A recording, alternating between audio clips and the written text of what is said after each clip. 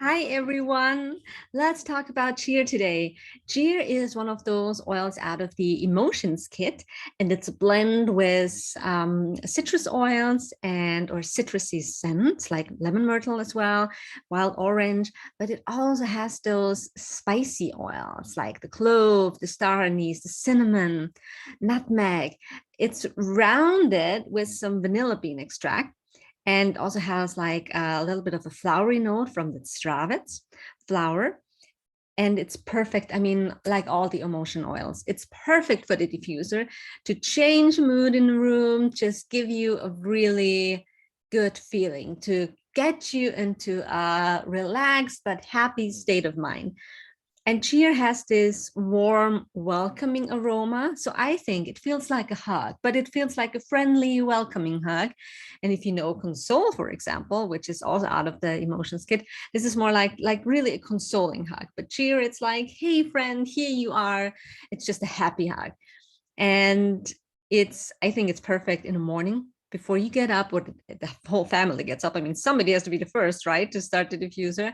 Just use a couple of drops, and it really oftentimes only needs 1 or 2 drops, depending on the size of the room, to just use it in the diffuser and have the aroma in the whole room.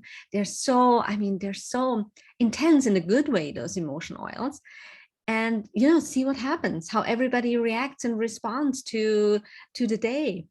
I also would, use it in a body lotion or some body oil after your shower. And again, you don't need a lot of it, just a couple of drops max.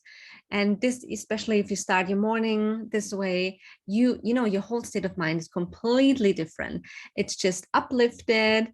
You feel positive. Of course, if you use it on your body, you're a little bit like a walking diffuser yourself. So, just look around and see how other people react to you. Just be very mindful of that.